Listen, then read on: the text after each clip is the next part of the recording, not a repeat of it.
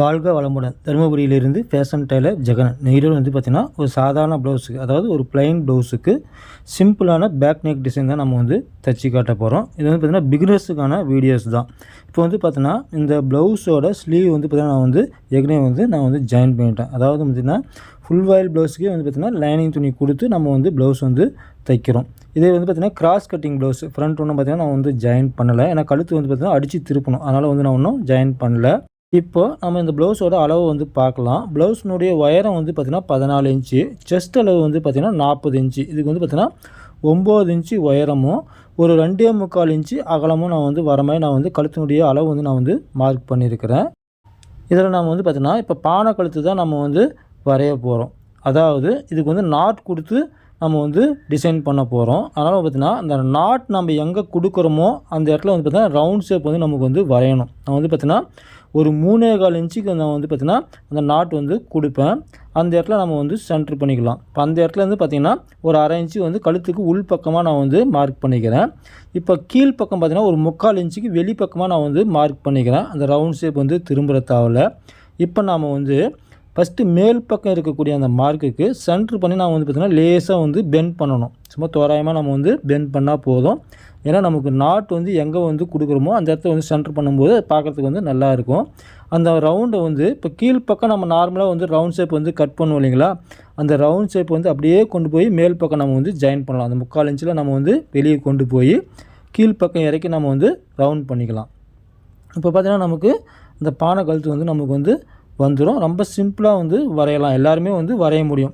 Main வந்து பார்த்திங்கன்னா இந்த மாடலுக்கு நாட் கொடுத்தா தான் நல்லாயிருக்கும். நாட்டு நீங்கள் எந்த இடத்துல வைக்கிறீங்களோ அதை சென்ட்ரு பண்ணி நீங்கள் வந்து வரையும் போது கரெக்டாக நமக்கு வந்து வரும். இப்போ நம்ம வந்து பார்த்திங்கன்னா கழுத்து பகுதி வந்து நம்ம வந்து கட் பண்ணிக்கலாம். ரொம்ப கிராண்டான வந்து ப்ளவுஸ் டிசைன்லாம் கிடையாது.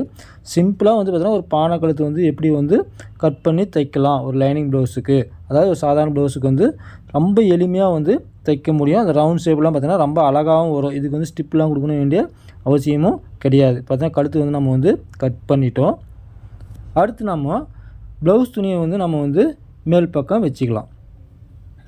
அதாவது ப்ளவுஸ் துணியில் உள்பக்கம் மேல் பக்கம் இருந்தால் ப்ளவுஸோட மேல் பக்கம் லைனிங் துணியை வைக்கணும். நல்லா ஞாபகம் வச்சுங்க. ஏன்னா நம்ம லைனிங் துணியை மேல் பக்கம் வச்சு தையல் போட்டு அடிப்பக்கம் கொண்டு போக போகிறோம். அதனால் ப்ளவுஸோட மேல் பக்கம் நம்ம வந்து வைக்கணும். கீழ்ப்பக்கம் பாருங்கள், எக்ஸ்ட்ரா கிளாத் வந்து மடிக்கிறதுக்காக நான் வந்து விட்டுருக்கிறேன். அதை வந்து நேர் பண்ணிக்கிறேன். சைடில் அந்த கழுத்தினுடைய அகலம் எல்லாமே வந்து பார்த்திங்கன்னா சுருக்கம் இல்லாமல் கரெக்டாக வந்து ரெண்டுத்தையும் ஒன்றா நம்ம வந்து வச்சுக்கிட்டு பின் பண்ணிக்கணும். அங்கங்கே வந்து பார்த்திங்கன்னா அந்த லைனிங் துணியும் ப்ளவுஸ் துணியும் நமக்கு வராமல் இருக்கிறதுக்காக பின் பண்ணணும். நான் வந்து பார்த்திங்கன்னா பின் பண்ணாமே வந்து தையல் போடுவேன். ஆனால் பிகினர்ஸுக்கு வந்து தெரியணும் அப்படின்றதுக்காக நான் வந்து பின் பண்ணி தையல் போட்டு காட்டுறேன். அதாவது சுருக்கம் இல்லாமல் எடுத்து விட்டுட்டு அந்த கழுத்தினுடைய அகலாம் கரெக்டாக இருக்கான்னு பார்க்கணும், கீழ்ப்பக்கம் நேராக இருக்கான்னு பார்க்கணும். இதெல்லாம் நீங்கள் பார்க்காம மொத்தமாக நீங்கள் கழுத்துக்கு தையல் போட்டிங்கன்னா நீங்கள் எப்படி வச்சு தையல் போடுறீங்களோ அதேமாரி வந்து நின்றுக்கும். அதாவது ப்ளவுஸோட மேல் பக்கம் லைனிங் துணி வந்து வச்சுருக்கிறோம். இப்போ நம்ம கழுத்துக்கு வந்து தையல் வந்து போடலாம். இந்த தையல் போடுறதும் அதேமாதிரி பார்த்திங்கன்னா ரொம்ப அகலமாகவும் போடக்கூடாது. ரொம்ப அகலமாக போட்டிங்கன்னா அந்த ரவுண்ட் ஷேப் வந்து திரும்பாது. அதனால் ஒரே அளவுக்கு நம்ம பிடிச்சி தைக்கக்கூடிய அளவை விட ஒரு நூல் கம்மியாக தான் வந்து பார்த்திங்கன்னா ரவுண்ட் ஷேப்பு இந்த மாதிரி வந்து பானை கழுத்துக்கெல்லாம் ரொம்ப கம்மியாக, எவ்வளோ கம்மியாக வந்து நம்ம வந்து தையல் வந்து ஓரம் போட முடியுமோ அந்த அளவுக்கு வந்து ஓரம் வந்து போடணும். அதுக்காக ரொம்ப ஓரமும் போடக்கூடாது. அதனால ஞாபகத்தில் வச்சுக்கோங்க. அப்போ தான் பார்த்திங்கன்னா அந்த ரவுண்ட் ஷேப் வந்து அழகாக நமக்கு வந்து திரும்பும். ரொம்ப பட்டையாக அகலமாக ஒரு 1/2 இன்ச்சுக்கு பிடிச்சி நான் வந்து தையல் போட்டு உள்ளே நான் கட் பண்ணி திருப்பினேன் அப்படின்னு திருப்பினீங்கன்னா கண்டிப்பாக வந்து அது வந்து திரும்பாது. இப்போ பார்த்திங்கன்னா நம்ம வந்து கழுத்துக்கு ஒரு தையல் வந்து ஃபஸ்ட்டு நம்ம வந்து போட்டுடணும். இந்த மாதிரி வந்து நம்ம வந்து ரொம்ப ஓரமாக நம்ம வந்து போடும்போது எங்கேயாவது மிஸ்டேக் வந்து கண்டிப்பாக நடக்கும். பார்த்திங்கன்னா தெரியும், எல்லாம் ஒரே அளவுக்கு நான் வந்து தையல் வந்து போட்டு வந்திருக்கிறேன். இப்போ தையல் போட்ட பிறகு இதில் ஏதாவது பெண்டு இருக்கான்னு பார்க்கணும். அதாவது எங்கேயாவது நம்ம தையல் போட்டது பெண்டு இருந்தால் இப்பயே நம்ம வந்து கரெக்ஷன் பண்ணிக்கணும். இப்போ வந்து பார்த்திங்கன்னா அந்த ரவுண்ட் ஷேப் வரக்கூடிய தாவில் லேசாக வந்து கொஞ்சம் பெண்டு வந்து இருக்குது. அதை வந்து பார்த்திங்கன்னா நான் இப்போ வந்து கரெக்ட் பண்ணிக்கிறேன். அதாவது நம்ம 2வது தையல் போடலாம். ஒரு தையல் போட்டால் போதும். அந்த தையல் வந்து சரியாக வரல, அந்த ரவுண்ட் ஷேப்லாம் சரியாக திரும்பலை அப்படின்னா நம்ம இன்னொரு தையல் வந்து எங்கே சரியில்லையோ அங்கே மட்டும் நம்ம வந்து தையல் போட்டால் போதுமானது.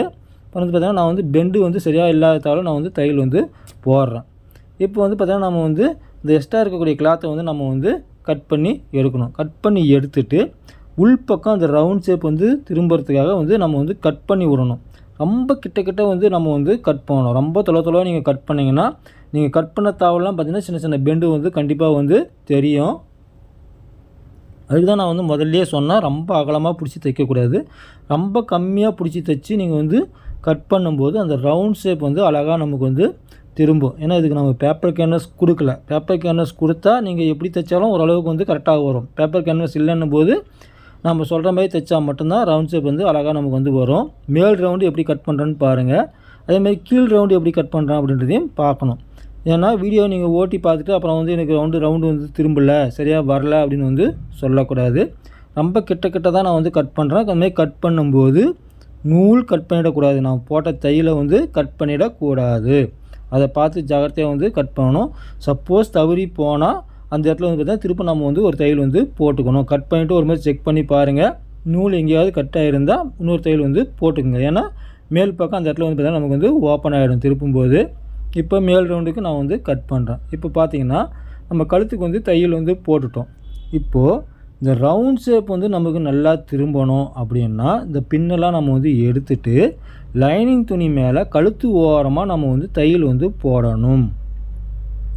பேப்பர் கேன்வாஸ் யூஸ் பண்ணலன்னா இந்த ஃபினிஷிங் தையல்னு சொல்லுவாங்க. இது வந்து பார்த்திங்கன்னா கழுத்து ஓரமாக அந்த ஜாயிண்ட் எல்லாமே லைனிங் துணி பக்கம் இருக்கிற மாதிரி, அடியில் இருக்கக்கூடிய ஜாயிண்ட் வந்து பார்த்திங்கன்னா லைனிங் துணி பக்கம் இருக்கிற மாதிரி பார்த்து ஓரமாக நல்லா இழுத்து பிடிச்சி சுருக்கம் இல்லாமல் நகத்தில் கொஞ்சம் கொஞ்சமாக கீறி விட்டு நம்ம வந்து தையல் வந்து போடணும். அந்த மாதிரி போட்டாங்கன்னாவே இந்த கழுத்து ரவுண்டு வந்து பார்த்திங்கன்னா அழகாக நமக்கு வந்து திரும்பும்.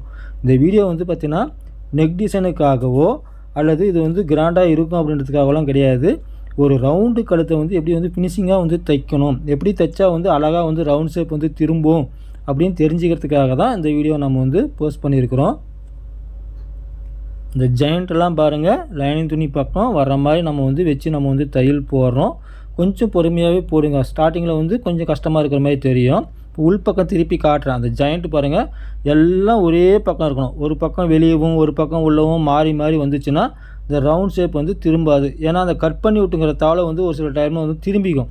அந்த மாதிரி திரும்பாமல் பார்த்து நாம் வந்து ஒரே பக்கம் வர மாதிரி தையல் வந்து போடணும். இப்போது அந்த லைனிங் துணியை உள்பக்கம் கொண்டு போனாவே போதும். நீங்கள் அயன் பண்ண கூட தேவையில்லை. அந்த ரவுண்ட் ஷேப் வந்து பார்த்திங்கன்னா அழகாக நமக்கு வந்து வரும். பார்த்தீங்கன்னா தெரியும் இந்த பானை ஷேப் நம்ம எப்படி வந்து கட் பண்ணமோ அதே மாதிரி நகத்தில் கூட ஒன்றும் நான் வந்து கீறி உள்ள சும்மா திருப்பும் போதே பார்த்திங்கன்னா நமக்கு வந்து அழகாக நமக்கு அந்த ஷேப் வந்து வரும். இந்த ஷேப் வரணும்னா நான் சொல்கிற மாதிரி ரொம்ப கம்மியாக பிடிச்சி தையல் போட்டு நம்ம வந்து கட் பண்ணி விடணும். கட் பண்ணி விட்டாவே அழகாக நமக்கு வந்து திரும்பும்.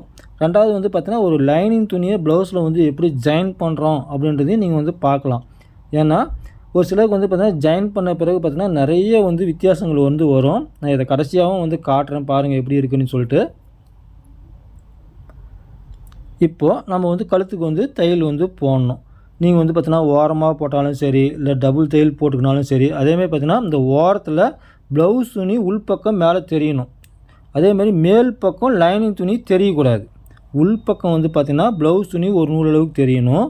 மேல் பக்கம் ஓரம் வந்து பார்த்திங்கன்னா லைனிங் துணி வந்து தெரியக்கூடாது. அந்த மாதிரி பார்த்து நம்ம வந்து தையல் வந்து போடணும்.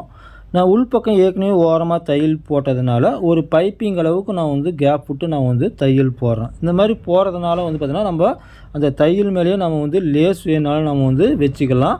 இல்லை பட்டையாக நம்ம வந்து பைப்பிங் வந்து ஆப்போசிட் கலரில் வந்து கொடுக்குறதுனாலும் நம்ம வந்து கொடுத்துக்கலாம். அந்த மாதிரியும் வந்து நம்ம வந்து செய்ய முடியும். ரொம்ப ஓரம் போடணும்னு அவசியம் கிடையாது. ஏன்னா உள்பக்கம் நம்ம வந்து ஃபினிஷிங் தையலே வந்து பார்த்திங்கன்னா ரொம்ப ஓரமாக தான் போட்டிருக்கிறோம். இந்த பைப்பிங் அளவுக்கு தையல் போகிறதும் வந்து பார்த்திங்கன்னா பொறுமையாக வந்து நம்ம வந்து போடணும். அப்போ தான் பார்த்திங்கன்னா அந்த ரவுண்ட் ஷேப்புக்கு வந்து பார்க்குறதுக்கு வந்து ரொம்ப அழகாக இருக்கும். ஒரு தாளை பெருசாகவும் அகலமாகவும் ஒரு தாளை வந்து பார்த்திங்கன்னா அகலம் கம்மியாகவும் வந்து தையல் வந்து போடக்கூடாது. நிறுத்தி நிதானமாக இந்த ரவுண்ட் ஷேப்லாம் எப்படி இருக்குதோ அப்படியே வந்து திருப்பணும். ஒரு சிலர் என்ன பண்ணுவாங்கன்னு பார்த்தீங்கன்னா அந்த ரவுண்ட் ஷேப் வர தாவெல்லாம் இழுத்து பிடிச்சி நேராக வந்து தையல் போடுவாங்க. அந்த மாதிரி வந்து போடக்கூடாது. அப்படி போட்டிங்கன்னா அந்த ப்ளவுஸ் வந்து போடும்போது அந்த ரவுண்ட் ஷேப் இருக்கிறதால மேல் பக்கம் தூக்கின மாதிரி வந்து நமக்கு வந்து நிற்கும். இப்போ நம்ம வந்து கழுத்துக்கு வந்து தையல் வந்து போட்டோம். அடுத்து வந்து பார்த்திங்கன்னா ப்ளவுஸ் துணியும் லைனிங் துணியும் நம்ம வந்து ஜாயின் பண்ணணும். அதுவும் பார்த்திங்கன்னா சுருக்கம் இல்லாமல் நம்ம வந்து ஜாயின் பண்ணணும். இப்போ உள்பக்கமாக நம்ம வந்து திருப்பிக்கலாம். இப்போ ஏற்கனவே நம்ம பின் பண்ணி நம்ம வந்து தையல் போட்டதுனால கீழ்ப்பக்கம் பார்த்திங்கன்னா அந்த 1/2 இன்ச்சு எக்ஸ்ட்ரா விட்டது கரெக்டாக பார்த்திங்கன்னா ஒரே நேராக நமக்கு வந்து வரும். இந்த மாதிரி வந்து பார்த்திங்கன்னா ப்ளைனாக நம்ம வந்து ப்ளவுஸ் வந்து தைக்கும்போது கழுத்து ஃபினிஷிங் பண்ணிவிட்டு கீழ்ப்பக்கம் மடிச்சிங்கன்னா கழுத்து ஃபினிஷிங் வந்து நல்லா இருக்கும். ஆனால் கீழ்ப்பக்கம் மடிச்சுட்டு நீங்கள் உள்பக்கமாக திருப்பி வந்து கழுத்துக்கு தையல் போட்டிங்கன்னா அந்த ஃபினிஷிங் வந்து சரியாக வராது.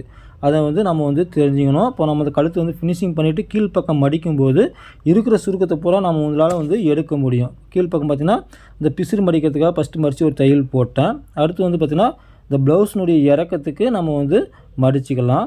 ஃபஸ்ட்டு வந்து சென்டரில் தான் வந்து மடிக்கணும். அந்த டாட் பிடிக்கிற வரைக்கும் பார்த்திங்கன்னா ஒரே அகலம் மடிச்சுட்டு சைடில் மட்டும் பார்த்திங்கன்னா கொஞ்சம் அகலம் வந்து சேர்த்து மடிக்கிறேன். ஒரு 1/4 இன்ச்சு வந்து இந்த டாட் பிடிக்கிற தாவல் வந்து ஒரு 1/4 இன்ச்சு சேர்த்து மடிக்கிறேன். ஏன்னா பேக் சைடு வந்து பார்த்திங்கன்னா கீழ்ப்பக்கம் எப்படின்னு பார்த்தீங்கன்னா லேசாக கொஞ்சம் பெண்டு இருக்கணும். பார்த்திங்கன்னா அந்த டாட் பிடிக்கிறதுலேருந்து ஒரே அளவுக்கும் அதுக்கு மேலே வந்து பார்த்திங்கன்னா கொஞ்சம் சேர்த்தியும் நான் வந்து மடிச்சிருப்பேன். ஒரு 1/4 இன்ச்சு வந்து பார்த்திங்கன்னா சேர்த்து நான் வந்து மடிச்சிருப்பேன். இப்போ நம்ம வந்து அப்படியே நம்ம வந்து தையல் போடலாம். ஒரு சிலர் வந்து பார்த்திங்கன்னா கிராஸாக கட் பண்ணி அந்த மாதிரி மடித்து தைப்பாங்க. நம்ம நார்மலாக நேராக கட் பண்ணுறதே கூட பார்த்திங்கன்னா மடிக்கும்போது கொஞ்சம் நம்ம அட்ஜஸ்ட் பண்ணி மடித்தாவே போதுமானது. ஒரு 1/4 இன்ச்சு நம்ம எக்ஸ்ட்ரா வந்து மடிச்சிங்கனாவே அந்த பெண்டு வந்து பார்த்திங்கன்னா ஆட்டோமேட்டிக்காக நமக்கு வந்து வந்துடும்.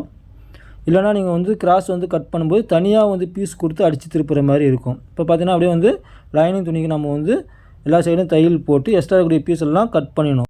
அதே மாதிரி பார்த்திங்கன்னா இந்த தையல் போடுறது எல்லாமே வந்து பார்த்திங்கன்னா எப்படி போடுறோம் அப்படின்றத பாருங்கள்.